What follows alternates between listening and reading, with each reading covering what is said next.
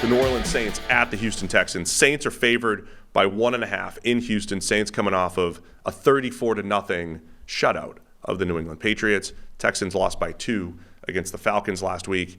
The Texans, I think they were the game of the week last week as well, their Falcons game. So people are liking the Texans. They're a fun team and competitive. I think the C.J. Stroud in Houston's passing offense against the Saints defense, which looks overall pretty good this year. This is going to be a nice matchup. Yeah, should be. It's a good test for this Houston offense that's working very well. C.J. Stroud is playing extremely well. PFF Bobby is dialing up some great plays. The combination of both of them, like San Francisco, appears to be more potent potentially than the sum of its parts. It's working really well. I looked, when was it, the other day, the top 3 PFF grades on 3rd and 4th down. It's Mahomes. I forget who the other quarterback was, but number 3 is C.J. Stroud. Stafford, yeah. Stafford, Mahomes, and C.J. Stroud. I have another stat for you. What's that? That I put out there yesterday. We call it first read, which might be a little misleading, but basically the first look of the quarterback. The way we like to chart this is, where is the quarterback looking at the top of his drop, which side of the field, and does he make a throw to that side of the field? Right? It's not perfect, but it's informative. Is there something to the front side of the field? So there's slant, flat. You throw slant or flat, it's first, right? There's something in that first read that you're throwing. Yards per attempt in the NFL. You got Brock Purdy at 10.2 yards per attempt on those first looks. Tua at 10 yards per attempt on first look. So you got Kyle Shanahan, Mike McDaniel.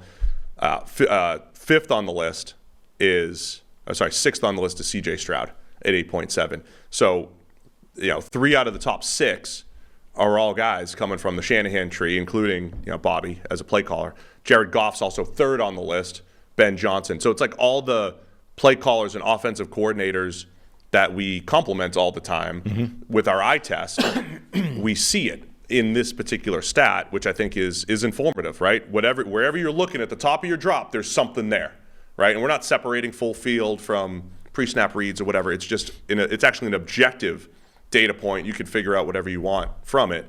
But I think that's informative as well. C.J. Stroud running the offense really well, and their receivers and play caller giving them options. One thing I think that needs to be talked about a bit more with this Houston team is how good the offensive line has been this season, despite not being 100% healthy. Now, I think you're seeing a couple of things. Number one, it's not the same offensive line as it was a year ago. Like, they've had some turnover just in terms of personnel. So it's not just the same group playing better.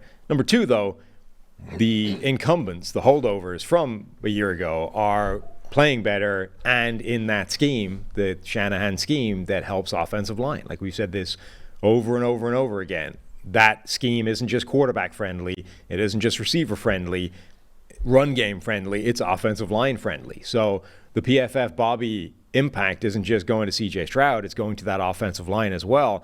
And through 5 games, the Houston Texans rank number 6 in pass blocking efficiency. They've given up 46 pressures, but they've also dropped back way more than most teams. But number 6, up from, where were they last year? 25th. Like, it's a giant leap forward in terms of blocking, which is part of this C.J. Stroud playing really well dynamic, right? Like, his grade under pressure is still terrible. It's just that he's not under pressure that much. Yeah, look, around draft time, because a lot of people are like, why didn't you guys have Stroud number 1? I mean, rankings aside, when I described Stroud at the time, I said, of all the quarterbacks, if I knew he was going to be in an offense where he was going to get protected and he would have a decent receiving group, I like Stroud. And we'll go back and listen to the tape. I don't know if I said I'll take Stroud over Bryce Young in that particular situation or whatever it might be, but I said that's where I would want Stroud, because I think he can deliver on time and accurately. He does that really well, and he's doing that extremely well. The surprise for me is what you said, is that the pass blocking, with all of their injuries, has been that good. And then you have a breakout season from Nico Collins, who looks just fantastic. I thought Robert Woods would be the guy that has that type of impact. Woods has been fine. He's a little banged up right now. But Woods, Tank Dell when he's not concussed, Nico Collins breaking out. You've been talking up these receivers all year. So it's a good group. Dalton Schultz as a complimentary tight end. It's a good group. They're playing good ball. And, like watching this Texans offense. Yeah, I mean, look, but it's going to be a challenge against the Saints. Right. I didn't like Stroud coming out relative to most other people, but he was one of those players that I said right after the draft. You find our draft review shows, he couldn't have gone to a better team, right? It's the perfect fit for C.J. Stroud, like the one offense where his strengths are going to get magnified, his weaknesses are going to get hidden a little bit. Right now, through the first 5 weeks of the season, he ranks 32nd out of 35 quarterbacks in terms of grade under pressure. His grade under pressure has been bad, which was the narrative coming out of college.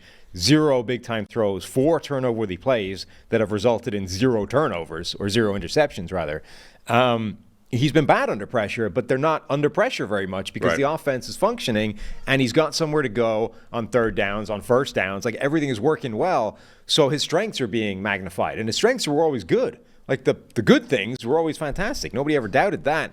And if that's able to continue against the Saints, this is a game they can win. Now, the challenge is the Saints' DBs are physical, aggressive. They can test passes. They're going to make the picture more muddy for C.J. Stroud, you would think, than most teams have been able to do. And that potentially starts to push him towards the areas where he doesn't necessarily excel. Completely agree. I think it's maybe the biggest challenge of Stroud's career so far. Saints are allowing only 37% of their 10-yard throws to be completed.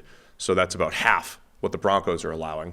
30, as for perspective, that's second best in the league. So it's going to be a bit more of a challenge. Derek Carr, 64 PFF grade right now. Better last week, had his best game as a Saint last week. They had some big plays down the field. We'll see if they can continue that. They should have some opportunities again against Houston here. So where are you going for the Discord game of the week here? Saints favored by 1.5 in Houston. I think I'm going to lean towards the Saints. Yeah, I'm going to go Saints again as well. I like the Texans. They're fine. But they're fine. Saints are up to 3-2 now. They had a disappointing loss 2 weeks ago against the Bucs, but they've been very competitive. And again, I keep thinking that they're close. I know they scored 34 last week. A lot of that was because of incompetent offense from New England, but Saints are close, even offensively here. Mm-hmm.